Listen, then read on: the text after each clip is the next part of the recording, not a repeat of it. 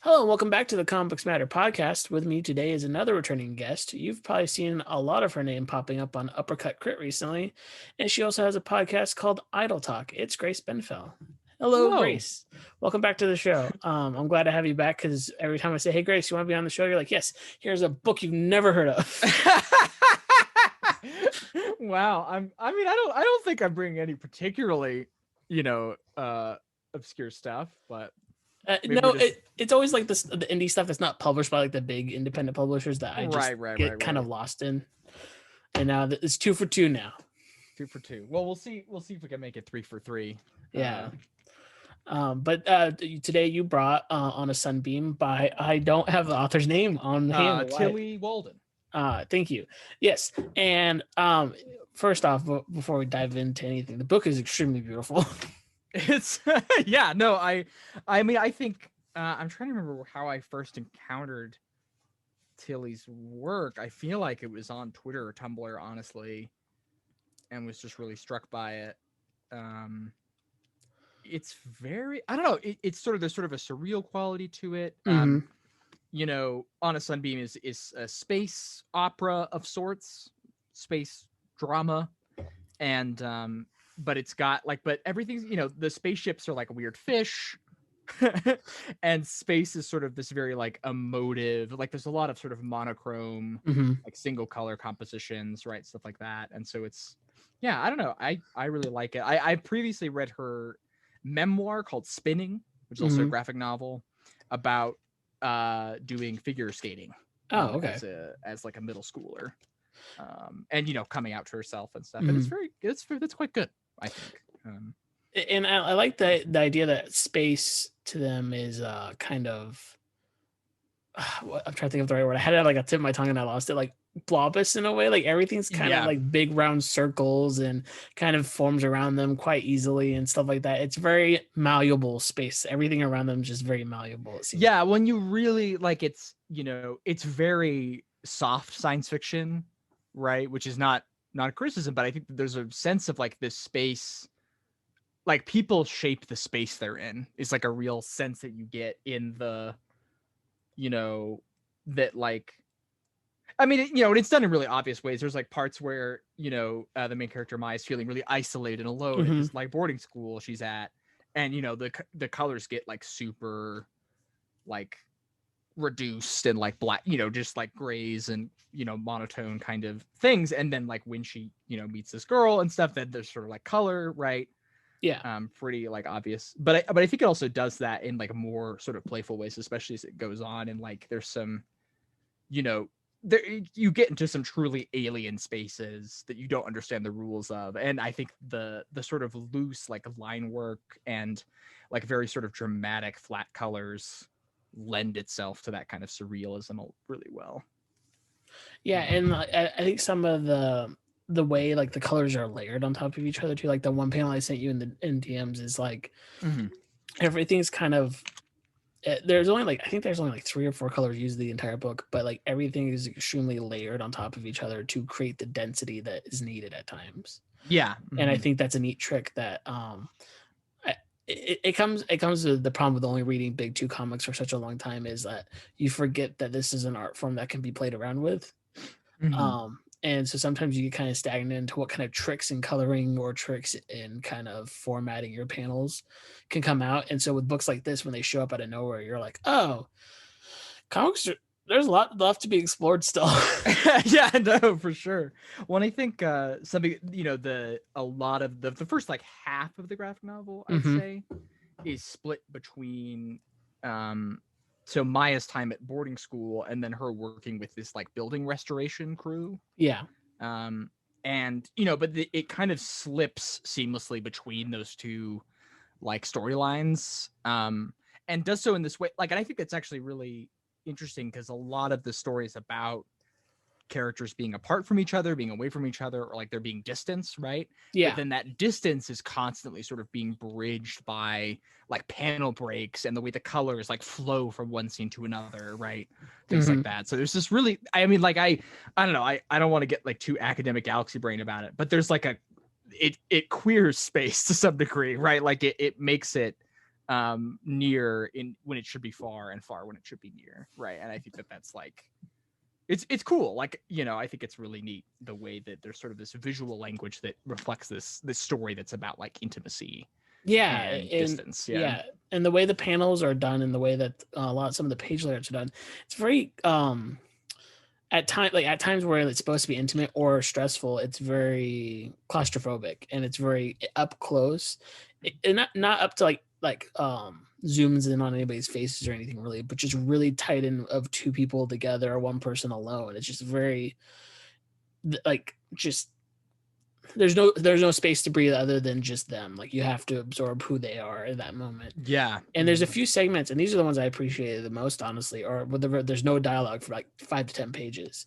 And you kind of just follow a journey for those 5 to 10 pages of these people either exploring the area around them, or kind of you see them evolve through like kind of montages throughout the story that's being unraveled. Yeah. Well, I really appreciate those. I think, and I guess I can maybe segue that a little bit into a plot summary. Yeah. Here. But Maya is the main character, and she's going to this boarding school, and she meets this girl named Grace, no relation. Yeah, I was reading it. I'm like, did Grace pick this because there's a person? No, I actually didn't know going in. I had just read Spinning, and I had gotten this for Christmas a couple years ago and never got around to reading it. And so I was like, oh, I want to, like, I'll use the podcast as an excuse to get to it, right? And they sort of become girlfriends, right? Yeah. And there's this sequence that I'm just kind of flipping through right now where basically they're on a field trip and they like go off into the woods and have a little adventure, and it's entirely silent, right? Mm-hmm. But you get this like it's just really beautiful. And I love like when, you know, like when they're with the other students, the colors get like colder. Mm-hmm. And just really like, I mean, yeah, it's really simple, but just super emotive. Or like, and when they're finally like alone, there's this like beautiful sort of red hue that kind of subsumes them, right? And that they sort of become this like wholeness that's really nice. That and there's a part back in. Yeah, go ahead. There's a part where there are confrontations happening too, and if I remember correctly, it feels like the reds get like hotter. Yeah. As the confrontation is getting like heated more and more, and like it really helps push emotions. Like all those colors are perfectly well placed for the emotions needed throughout that book. Yeah, no. So like, yeah, no, I super agree. And so then it also is about Maya 5 years later, as she's like part of this restoring building crew and kind of finds this like found family with them. But basically, you learn that Grace is from this place called the Stairway, which is like this it's this like economically advantageous colony, but all the colonists there refuse to like sell its natural resources, and so it's constantly under siege and they have to keep hidden. And so Grace was like one of the first people to leave in a long time, right, to go to school. But then a bunch of stuff happens. Her mother gets hurt, right? And so she has to come back, and you know, it's a little more complicated than this, but I think for the purpose of summary, basically Maya doesn't get to say goodbye. Yeah.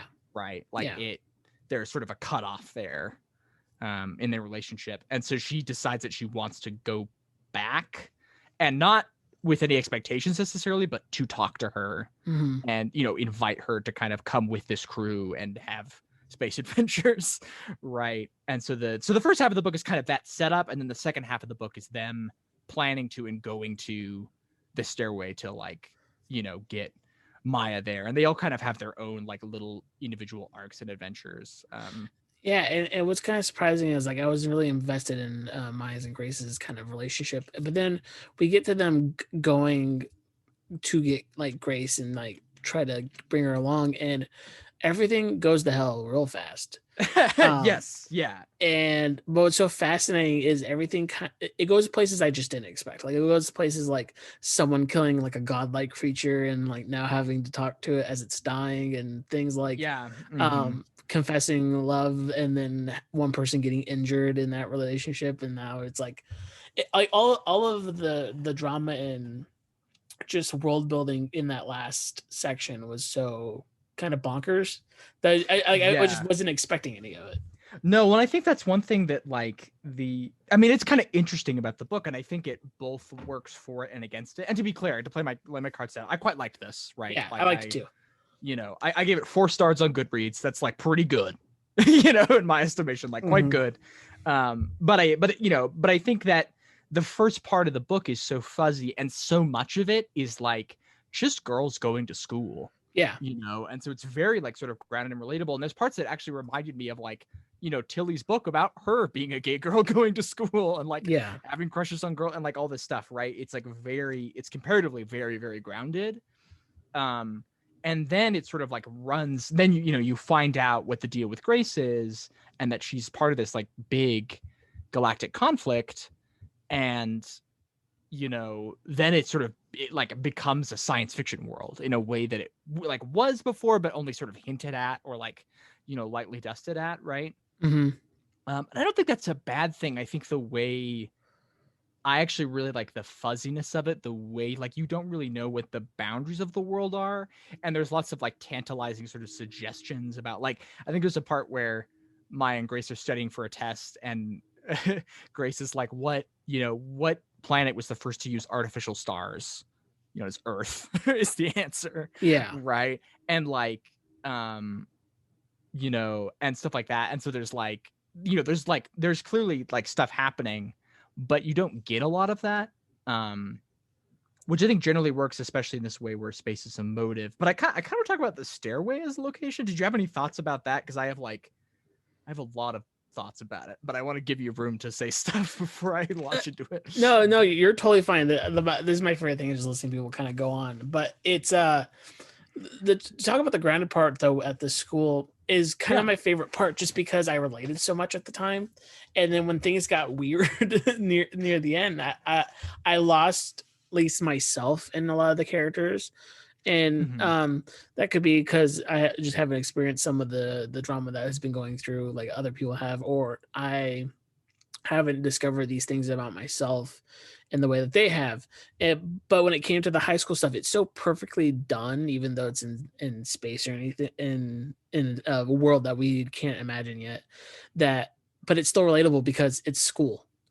And like I felt it because I've been there. I've been in all those situations. But then to talk about how vastly wide the whole world is, though, the way they leave things and the way that they suggest things throughout the book, it's like this could if like, it's weird to say it's felt like Doctor Who is like there's always another adventure, right? Like there's always something else to be done, and they're never gonna stop, they're never gonna take a breath, they're just gonna keep going. And I like that, especially as something that I know is standalone currently. It's like we know there's another adventure, but we're just not going to see it. So we got to enjoy this one as we have it right now. Right. Well, and there's, there's a wholeness at the end of it, sort of in these last panels too. Yeah. That like they found this family, and they found people that they can like spend their lives with, and that like, is just something that's really, really powerful. And that's like, I mean, it's a beginning, right? But it's an ending to a story, and I think that stuff totally works for me. The thing about the stairway is I kind of want to flip over to when they describe it. And that's also one of the things, is that you get a lot of the information about it in like a big, in exposition, where the character like a character like actually sits all the characters down and like explains what it is. At times this book finds itself borderlining prose, the way it kind of gives you explanations or kind of gives you characters. Which is fine. It's just a little for me. It was a little hard to crack through at times. Like it's like okay, it's also such a. Oh, go ahead. Sorry. I just gotta sit down and refocus because I'm about to get this chunk of knowledge. Right. Well, and I think it's also such a contrast to like how so much, because the book when it pulls out like, okay, we're just gonna do visual storytelling now, it can, it's really good at it. Right. Like it's not like the book is a slouch and it just like leans on exposition. It's just that sometimes it's hard to like communicate stuff, and so it's like, okay, we gotta like, I don't know what other way to explain this except to, and it happens like more than halfway through the book when they finally like, okay, this is what's going on. and then that structures so much of the back half that it just feels a little bit jarring, I think. Yeah, and I think it doesn't help that one, it's over 500 pages, and reading it one sitting is probably not the best for anybody. Yeah, I mean, I read it pretty quick too. So yeah, but two, like it's like from what I understand, it's originally a webcomic that one you guys can all read free. I think still online. Yeah, I think that's right. Yeah, but the format of a webcomic is usually weekly updates or maybe twice a week or something like that. So the way that this is structured probably has to be kind of episodic in a way. So you're reading in one whole chunk, you might be just thrown off by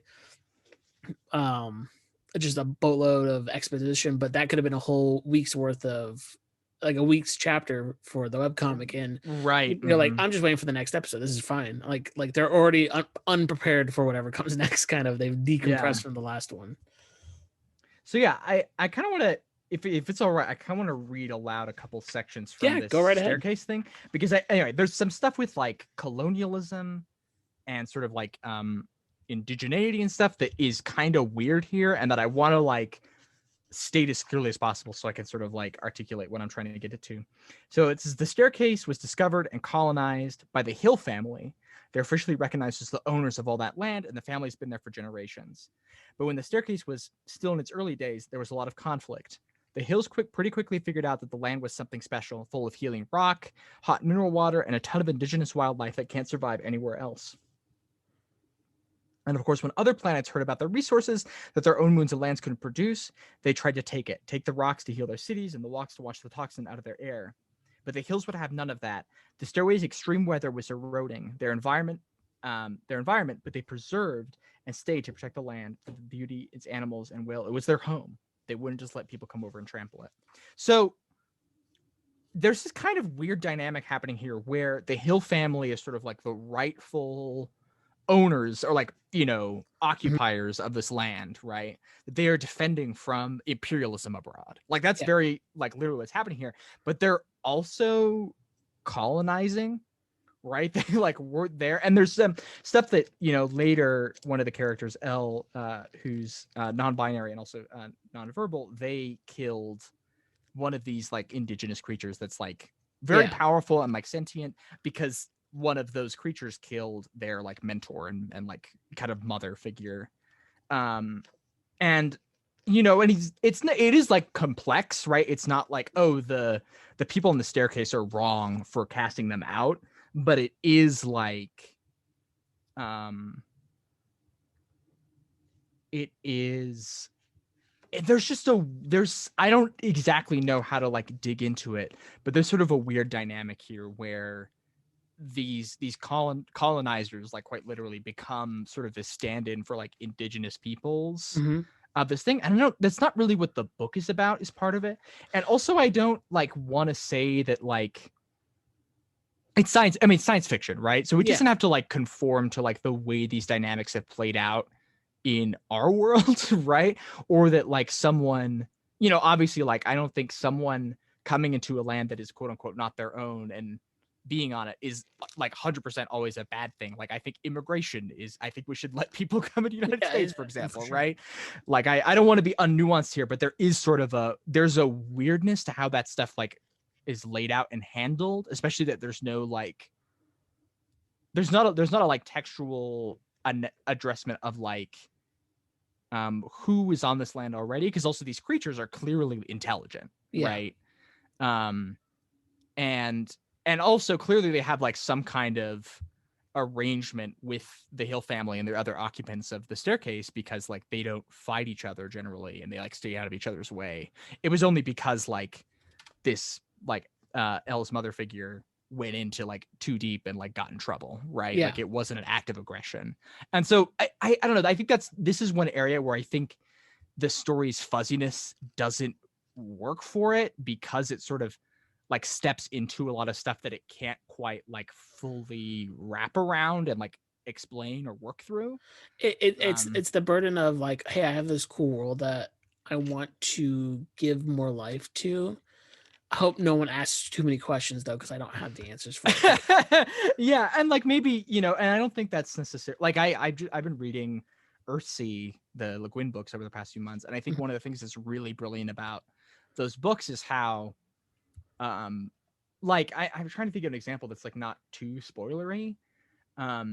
But let me just say this, like reading the first book, there's this instant assumption that's by the cultures in that book that like men are the people who use magic, right? Mhm. And like, yeah, like there are witches and whatever, but that's not like the real magic, Yeah. you know? And then like that gets immediately like, you know, by book 2, and especially like in book 4 and Tales of Earthsea, that gets like rigorously questioned by the characters in the story, right? Mhm. And like those assumptions get pulled apart. And I think that the fuzziness of that world, like, because then Le Guin comes back to it and like fills it out in a way that like makes it deeper and richer instead of like removing the mystery, right? Yeah. um it's just really cool. And so I'm not saying that Tillie Walden could not come back to this, and not that they have to or should or Mhm. like whatever, right? And couldn't like build something out of it. But it was just immediately I was like, there's a lot happening here that I don't know if Tillie Walden's like totally on like step with how much this is like tapping into weird stuff, right? And Yeah, it's, you for know, sure. And it's one of those things too where like it's for something that's singular like this is it like it's kind of fine to kind of push away and kind of ignore, but it's something I've been noticing more and more of the things I like in literature and comic books and manga and stuff is if you're gonna have a world like this and you're gonna like spend a lot of time here, you have to show me that it functions and yeah. it makes sense together. Because I don't remember who I was talking to. It's probably someone at work just talking about manga, but it's like, you know, the reason why My Hero is better than Naruto is because I know the superheroes are doing stuff in My Hero because I see it from time to time. In Naruto, I Right. never know other clans are doing anything. Yeah. And it's um kind of the thing for me. It's or the same with comics is like as long as I know this world is functioning and I can see it functioning, I won't question you too hard. But if we're gonna spend a lot of time here and you're just throwing things at me without really showing me what's behind the scenes at all, yeah. it's gonna feel weirdly out of place. It's gonna feel weirdly out of step with its own self. Which I again like I don't think it happens like to such a huge detriment in this, but if it was explored more without kind of giving time to breathe about the universe's politics at all, um, it would become more and more apparent that this is kind of half baked in some ways. Yeah. One, I think, I mean, yeah, and the thing is that, like, really, like, I don't, yeah, again, like, I think for so much of the book, that, like, the very light touch of world building it has is really strong and Yeah, evocative, right? extremely. But here it just, like, it just sort of, like, I mean, it just hit my Marxist brain, I guess. You know, and I was like, wait, hold on. We gotta, they're colonizers, but they're defending the thing from, like, what's, you got, like, help me out here. You know, like, let's unpack this a little bit, right? Yeah. um yeah, but I also think like the thing that is I think really smart about it is that, you know, at no point is like Grace wrong for wanting to stay, Mhm. you know, or are they wrong for like keeping her around. You know, it's just like they are people in a really complicated, desperate situation. And even though, you know, like like Elle almost gets killed because they're a fugitive functionally for killing this Yeah. like Like fox seriously, creature, right? seriously injured. Yeah. And, you know, all that stuff, they're not like villains, No, like right? like it maybe it is a spiteful and hateful act that happens, Right. but it's not something that like us as a reader go, man, I just kind of hate you now because you did that. It's like, no, I get it. Like I Yeah, understand. right. Yeah. No, it's given, and that's the thing is I because the story is so much more Hmm. about like how you know, I mean in some ways like it's a queer story about family in a very like broad sense, right? That you Yeah, have these sort of, um you know, women and like gender nonconforming people who are not, you know, biologically related, who build this community for themselves, right? And make something like their needs. And that's, you know, the concluding part of the book is like all these kids like sailing off right into space, and it's like they get to be like free and themselves and like live, you know, as like as sort of a something like approaching a family unit, right? yeah. but on their own terms. And and it's sort of apart from Maya's like, bristling with sort of the broader class structure of the boarding school and Grace's like, responsibility to this like conflict that she was born into. Right. And I think all that stuff works for me really well. And so when the book kind of like becomes like, oh yeah, this is about, I mean, it's not, I don't think Tillie Walden's like intending this necessarily, but like, oh yeah, this is about colonialism. Like, well, you gotta be about it, right? Yeah, you gotta push a little harder than this paragraph, please. Right. But I think, again, like it's not really what the book is about, but anyway, I'm sorry we've got so far into it. But that was the thing that totally like stuck in my mind, which is like, how did, what is ideologically happening here? Because I think that's related to like my training as a critic and stuff. It's like, that's what I'm, so anyway, so I'm not telling people this to like, just, I guess if you're this far into it, you've been spoiled on it. I think you should read it. I think it's really good. But I especially read it if you're looking for a comic that gives you the feeling when you first saw Adventure Time, if that makes sense. Yes. Yeah. Because like, there's a few moments I'm like, this reminds me a lot like Adventure Time when I first experienced it. Well, and I think there's also like there is, and this is kind of approaches what we were talking about with the people of the staircase not being unsympathetic. It's really tender. Yeah, it's very like everybody is willing to take a breather and talk to each other. Yeah, and as someone who's been watching a lot of TV where no one's doing that, it's kind of a nice change of pace. Yeah, well, I mean, and the thing is, and I think it's one of the cool things is it pulls all this conflict out of individuals' interactions with sort of broader structures, right? Mm-hmm. But like the characters themselves are really like, are in really like beautiful, healthy relationships, right? Yeah. I'm not saying obviously you could tell stories about whatever the hell you want else to, but like I think that there's something really nice about that, and I think that's the strongest part of the book is sort of these characters, their relationships. There's this girl Jules who becomes like Maya's really good friend, and she's just like this super rambunctious, like very determined, I like Jules a lot. Yeah, I do too. Well, I think that's sort of the way, like you can see how like Jules sort of provokes everyone to action, but how like Maya kind of grounds them, or like, there's this immediate dynamic that's set up between, and I think especially like it's especially impressive since, we were talking about how the book sometimes relies on dialogue, but like you have a character who I think kind of unfortunately does speak by the end, but for the vast majority of the book is completely silent, right? And you get to know them. Yeah, right? You can see everything through the art, which is like something that we take for granted, I feel like, too. Yeah. Well, and I think it's also like I really appreciate like, they're non-binary, and it just kind of like states it, and kind of like there's not a lot of explanations of like the apparatus of queerness here. Yeah. Maya has like a couple moms, right? And I don't want to be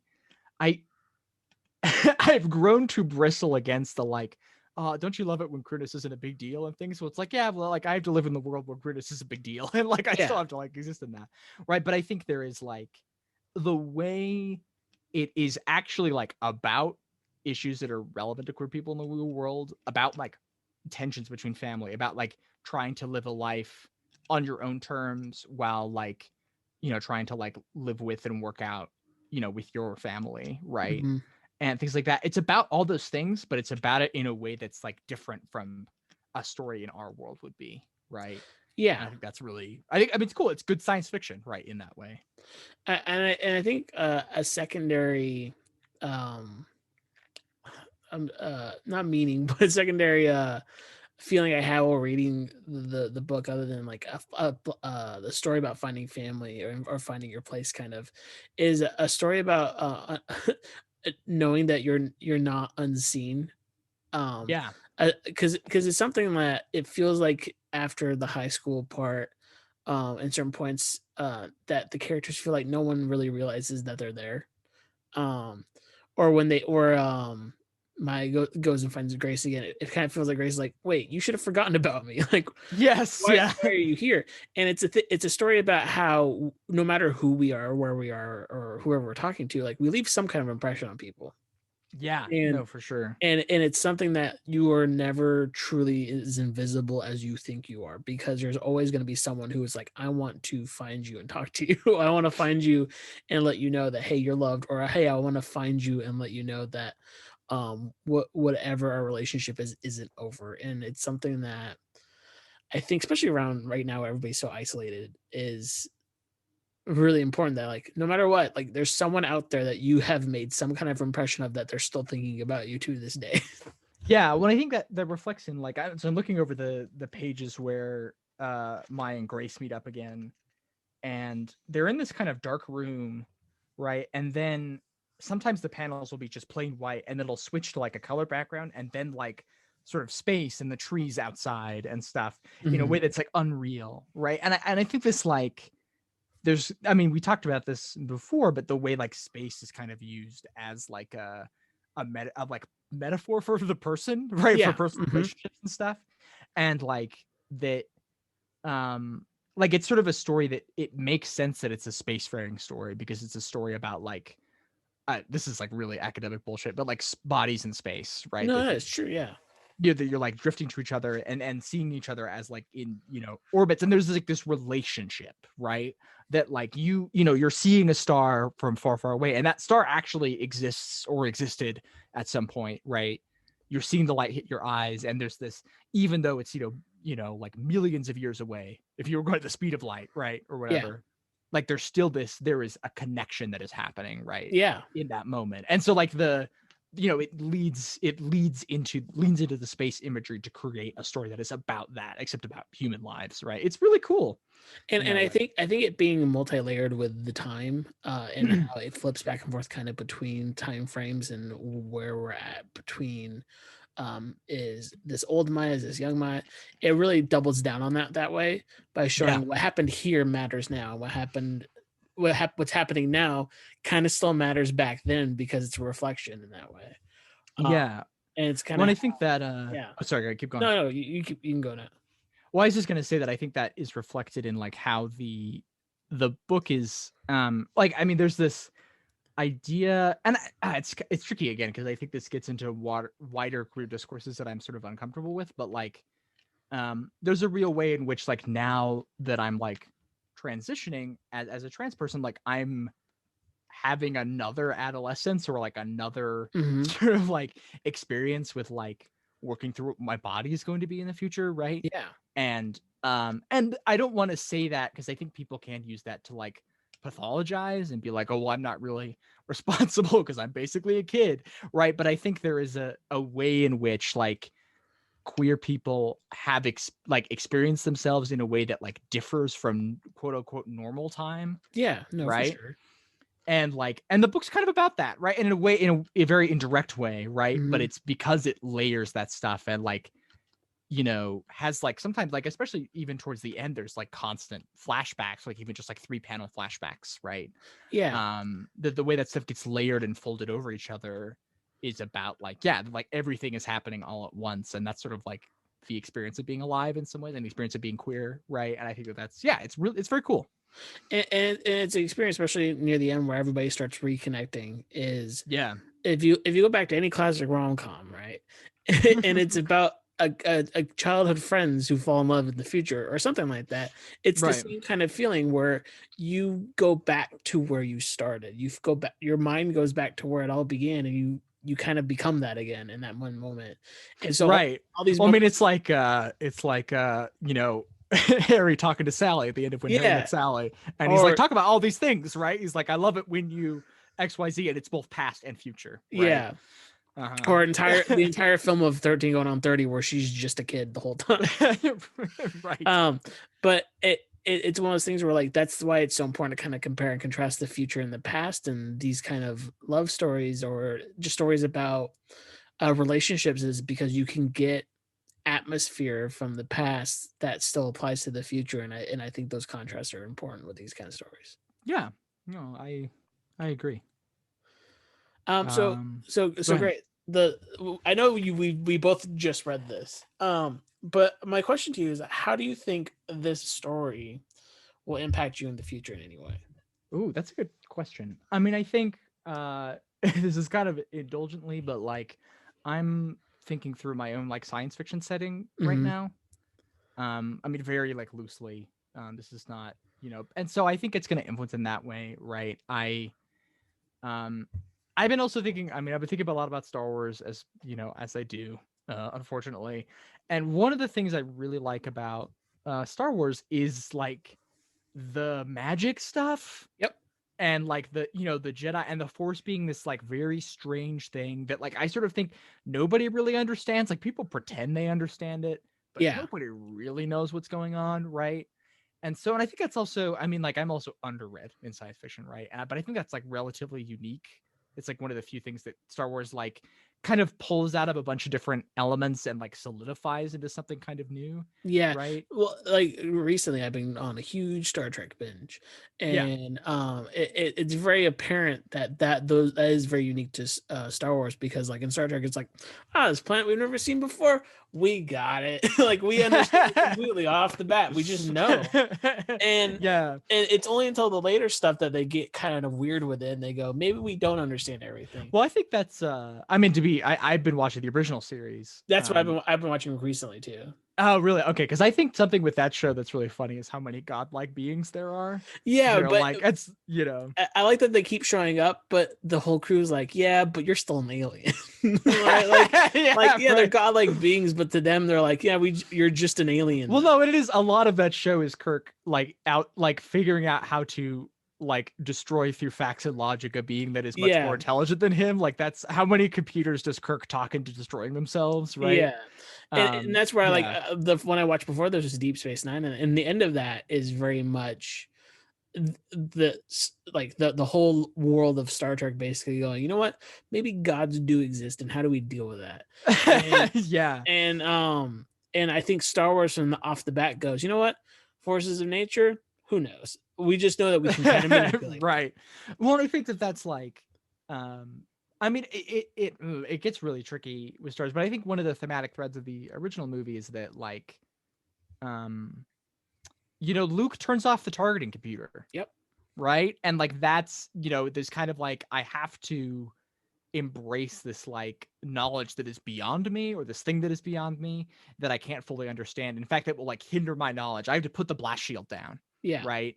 And then I can like understand what the world is, And so I think I kind of want to like, and I think something that, I mean, we just talked about how this book like does a lot of stuff with space as sort of a like almost abstract expressionist like depiction of emotion and character and stuff. I mean, I've also been listening to the Friends at the Table season Twilight Mirage, which takes place in this sort of digital haze that's all these different colors called the Twilight Mirage.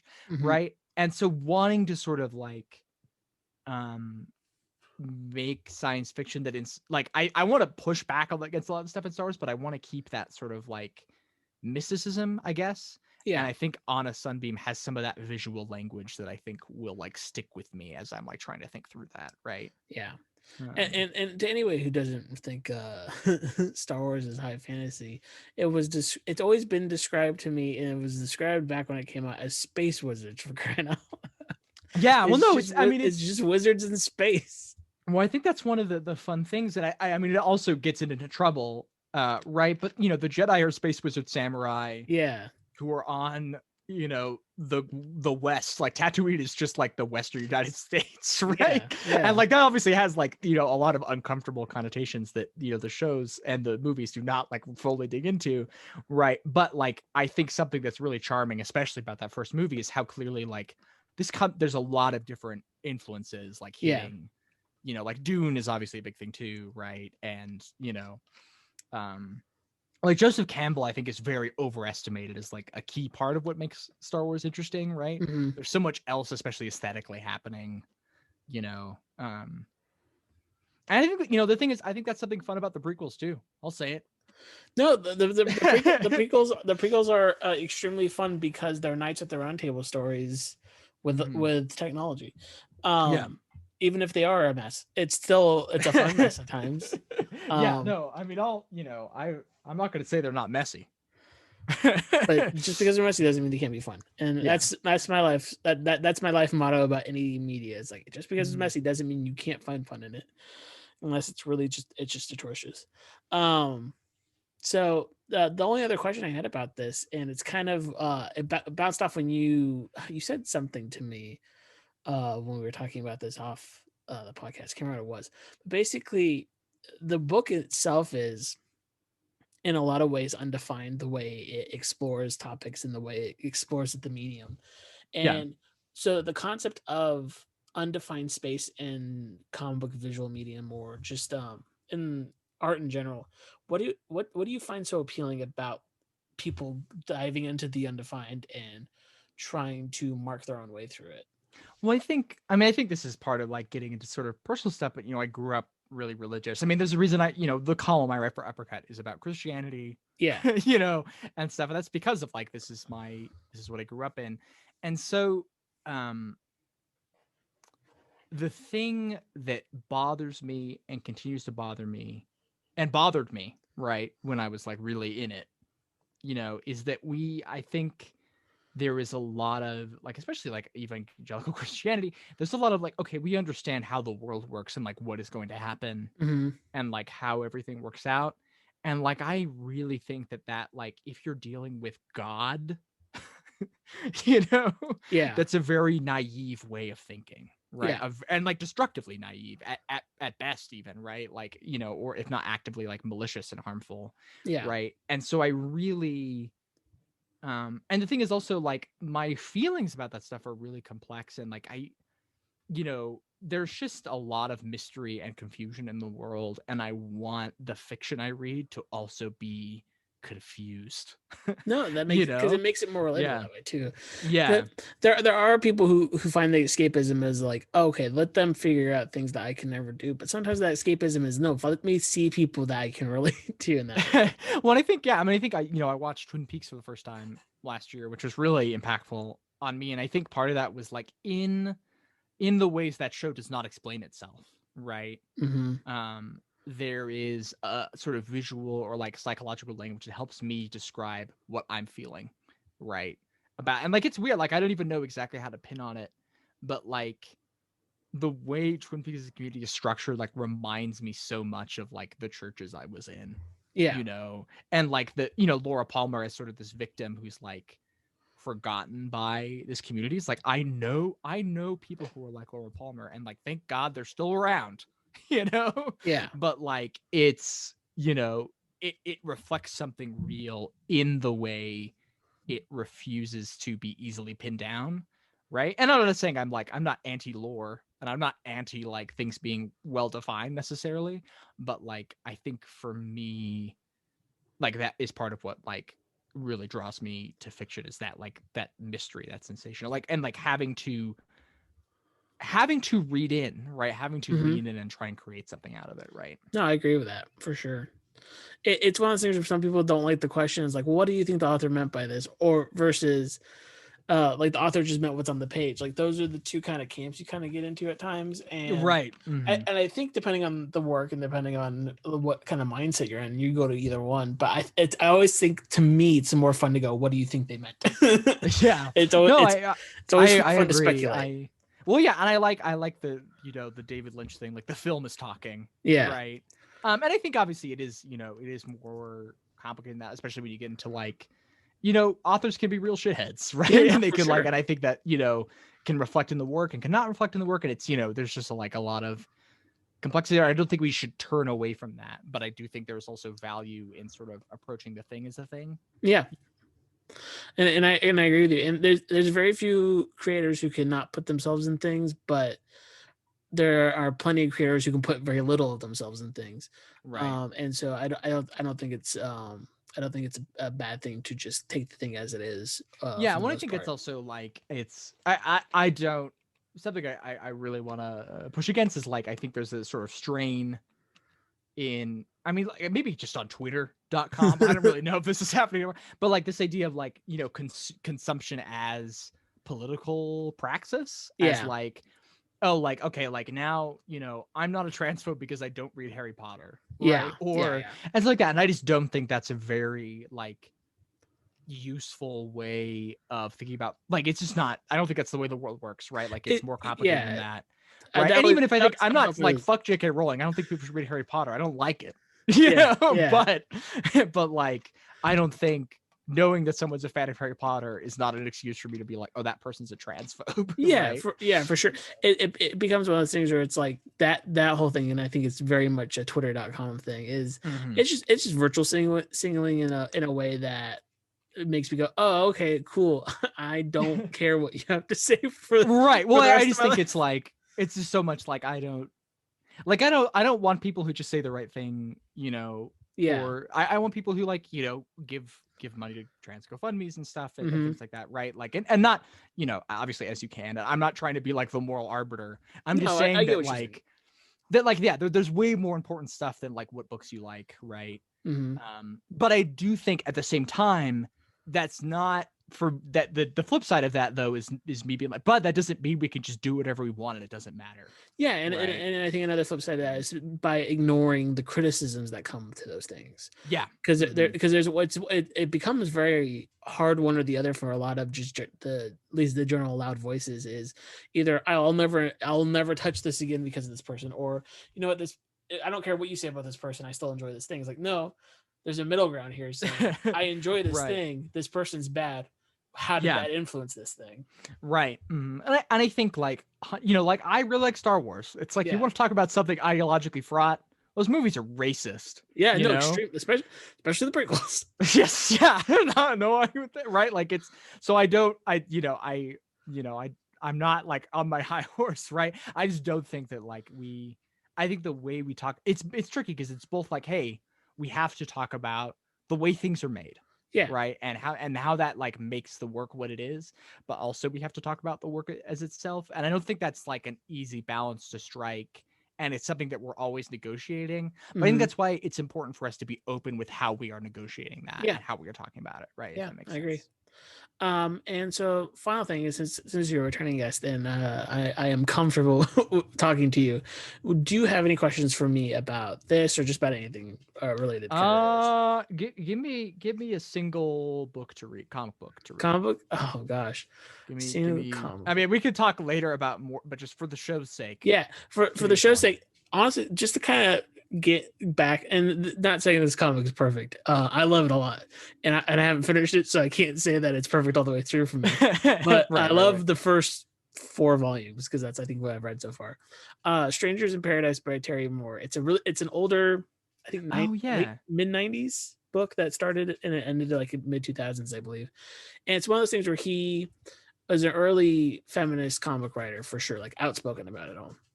And again, this isn't really like his story to tell overall, but I think he does a very good job of it, of just kind of exploring a burgeoning queer romance between these characters, but also introducing struggles in between them. And it's very goofy at times. There's a whole like rich robbery plot, et cetera, et cetera. Like there's some goofy comic stuff in it, but it's one of those books that I think laid the groundwork for a lot of future independent books like this. And I think it still holds up in a lot of ways. And like, even though it might not be his story to tell of these 2 women kind of falling for each other, he treats it with a major amount of respect, I think. Yeah, no, this looks cool. I'm definitely interested. I think the first like handful of volumes are free with Comixology Unlimited. Okay, that's good to know. Yeah, so you can at least get like dip your toe in it. Yeah, I'm currently reading his new one, Serial, about serial killer. But like again, he always tries to, I feel like, explore topics that are kind of weirdly out of place in mainstream comics. Yeah. And he draws it on himself, and he draws extremely I was looking at the realistic page. But beautiful women at the same time. And apparently it's the exception, the only time he doesn't draw is there's a superhero dream sequence that's drawn by Jim Lee. Yeah. But yeah, that's cool. One of the covers is drawn by Jim Lee too, and one of like the other trades and right. Yeah, okay, cool. Yeah. So Grace, where can people find you though on the internet? People can find me at Grace_Machine on Twitter. They can find me at uppercutcrit.com, writing about video games. I'm also at Paste Magazine. So you can find me there. And then also I have a blog called graceinthemachine.com that hasn't updated in a long time because I've written so much elsewhere. You write a ton everywhere else. Yeah, I try. So, that's I think that's pretty much all. And also you can, I have 2 podcasts on the Abnormal Mapping Network. One is Idle Talk with my friend Cole, where we just kind of talk about bullshit. We had our friend Chris Compendio on to talk about Mandalorian season 2, and I was mad about it. I yelled about it. It was fun. And then I also have a podcast I do with my wife, which kind of updates very infrequently, called Seasons, where we watch movies. We did like series of the show on Star Wars and specifically Hayao Miyazaki movies. Shout out to Takahata, who makes really great, like arguably the best Studio Ghibli movies. But we didn't watch any of those for the podcast. And now we're doing like a labor season. We watched the Dolly Parton movie 9 to 5. We watched this Polish movie, Man of Marble. And I think that's a good podcast. You guys have to watch Catch Me If You Can, about a guy dodging labor as much as possible. There you go. Right. It's in the absence. Yeah. Something is revealed. Yeah. And we're excited. We'll keep we'll keep trucking along. It's always been inconsistent in terms of release date, but anyway, but I think that's about it. And and you can find this show on Twitter at Comics Matter Pod, Facebook.com/Comics Matter. You can email me at comicbooksmatter@gmail.com. If you have any questions, stories about Comics Matter to you, or want to be a guest on the show, you can reach me on any of those places. Also, please leave a review on whatever you listen to this on, and tell a friend. The logo for the show is by my friend Steven, and the theme song is Join the Restaurant by David Szesztay. And lastly, remember everybody, as long as they aren't Nazis, please be kind to one another.